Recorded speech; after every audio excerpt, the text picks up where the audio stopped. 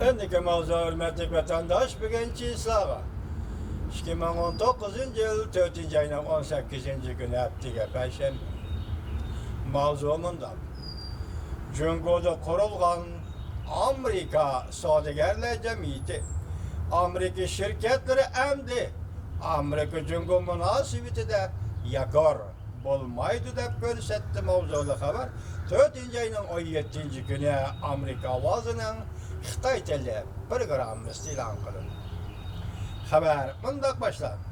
Ötken 40 yıl mabeynidir. Amerika Cungo münasebeti yukarıdan bulup geldi. Amerika tarafından etkanlı Amerika şirketleri Amerika Cungo münasebetlerini mukumlaştırgan yakar bolgan idi. Bu yakar degenlik paraxotlar kemele denizde toxtaganda qirg'oqda saylığı çıkıp toxtaganda suga taşlaydigan öyleki şu burjektek tömür var. Şunu orasça tilde yakar deydi kettik. Şu vaqtlarda Rossiyadan kirgan kitaplar o'qishimizda hozir men yakor dedi. Uyg'ur tilida nima deyiladi? Hozir xabarim yo'q. Kechiring. Çünkü Amerika şirketleri Cungo'nun taraqqiy qilishini ko'rib yetaligan edi. Lekin Amerika'nın Cungo'dagi şirketlerga vakil bo'ladigan Cungo'da ta'sis qilingan Amerika Savdogarlar Cemiyeti 4. ayının 17. günü tarqatgan yillik doklatıda mundaq ko'rsatdi. Amerika şirketleri emdi mundaq yakor bulup oynaydigan rolü allaqachon kelmasga ketdi. Bu yerda tushunishinglar kerak ki bu Amerika şirketleri Cungo'da Amerika Cungo münasebetida g'ilpalli bir sirkilish ko'riladigan bo'lsa ihtimal Amerika Qo'shma Shtatlariga har navbatdagi Amerika Qo'shma Shtatlari hukumati xizmat ishlab yaxshi bo'lib ketadi degan bo'lishi mumkin. Demak, dal shu nuqtada endi biz burun yakor bo'lgan edik deydi. İki davlat münasebetida endi bundaq yakor bo'ladigan ish boz kelmas ketdi. Uzundan beri Cungo'ga dostane buluş ne mana çıktı. Uzundan beri Cungo'ga dostane buluş ne? Mulayim buluşta teşebbüs kılıdığın Amerika'nın Cungo'daki şirketleri yakın yıllardan beri Beijing'in Saudi siyasetiga texamaqatda qarama qarşı yol tutuşuna teşebbüs kılıp Amerika hükümeti Cungo bilen savdo söhbeti ötküzüp, savdotalaş tartışlarını ve ciddi münasebetlerini hal kılmakçı bolganda, Cungo'nun iktisadi tüzülmesideki kurulma sübetlik meselelerini hal kılışını talep kıldı. Demek bir yerde hazır hükümet Aksaray bir yaktı koyup duraylı, endilikte Cungo'da kurulma karakterlik saat elip verişti. Talep kılıp atkan köç, belki del Cungo'da pazar açıp, zavod kurup, ticaret kılıp atkan Amerika şirketleri oldu. Bu köç pek eğer, vezdi pek eğer köç bu vatandaş.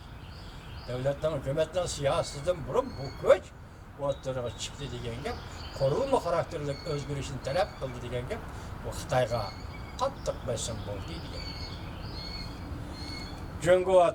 Cungo'da ta'sis qilingan Amerika Savdogarlar Cemiyeti yillik doklatıda qo'shimcha bayonot qilib bundaq ko'rsatdi.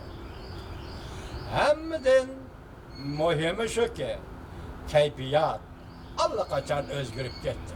Demak, Cungo'da kayfiyat o'zgarib ketdi, Amerikada kayfiyat o'zgarib ketdi.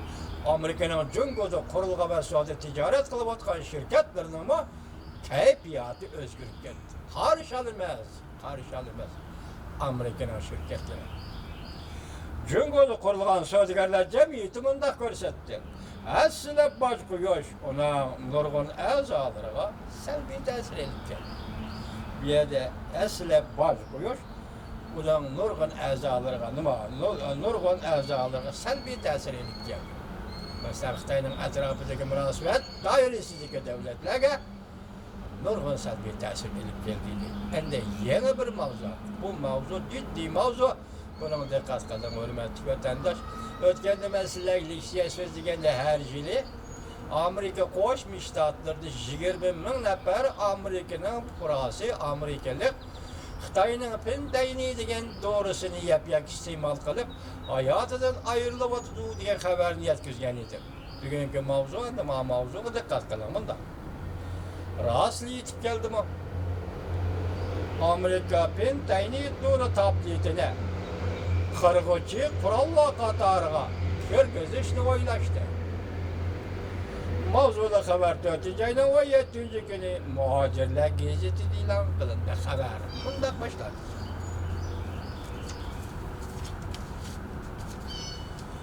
Harbiy ishlar axborot to'g'ri erishgan davlat bexatarligi ministrligining ichki eslatmasida oshkorlanishicha DHS hozir Pindayni doğru tabletini zo'r ko'lamda qirg'uvchi qurollar qatoriga kirgizishni o'ylashyapti. Eslatmada bundoq ko'rsatildi. Muayyan o'lchamga to'g'ri kelganda og'riq pasaytiradigan Pindayni doğrusi qirg'uvchi qurollar qatoriga kirgiziladi. Hamda federatsiya amaldorlari uzungacha Pindayni doğrusini kimyoviy qurollar tahdidi deb qaraydi. Pindayni birikme apiyen türüdeki bir xil madda. Onun önüme mafiden mengası çok. Amerika ciddi keseller tizginleş ve aldın eliş merkezinin statistikisi asaslanganda bu retsep davalaştı eğer ağırlık azabını to'xtatishga ishlatiladigan. Bunun Amerika'da setilişi kanunsuzdur. 2011 yıldan 2016 yılı aralığında Pindayniga alaqadar ölüm yetim 1000% öldügen. 2017 yılı bir yılda 28 bin nefer Amerikalı Moşador'un kasaptı tüfeyle hayatından ayrıldı. 2017 yılı bir yılda 28 bin nefer Amerikalı Moşador'un kasaptı tüfeyle hayatından ayrıldı. Teisik and Purpose'un sözüge asaslanganda DHS'nin yardımcı müdiri James McDonnell eslatmada mındak yazdı. Bu doğrunun zehirlik önemi ve özlüksüz köpeyvatkan işletilişi, yoşuran rekabet ile işlep çıkarılan xemiyelik kuralla, gayri normal materyallarla seliştirilganda Pindayni'nin tartış küçük iyi. Pindayni tartış küçük iyi. McDonnell mındak yazdı, 2-3 gram kaça Pindayni nefes elişle kıyıllaştırdı. Ya ki nefes elişle tok tutup ölüm gelip vardı. 2 gram, 3 gramlık Pindayni. Bunun zehirlik derecesi şunu görebilir vatandaş. Devlet bexatarligi amaldorlari bu to'g'rida javob qaytarib, Devlet bexatarligi ministrligini davlatning bexatarligi yangi tahdidni baholayotdi deb ko'rsatdi. Biz Devlet Mudofaa Ministerligi, Adliya Ministerligi hamda federatsiyalik organ apparatlar hamkorlashib, zich moslashib Amerika davlat fuqarolarini bu kasofatdan qutuldirishimiz kerak. Amerika hükümeti hazır Pindayni'ni qirg'uvchi qurollar sonra o'lamda qirg'uvchi qurollar qatori kirgizishni o'ylashyapti. Pindayni'ni Jungo ishlab chiqardi. Jungo g'ayri yo'llar bilan Amerikaga yo'llaydi degan.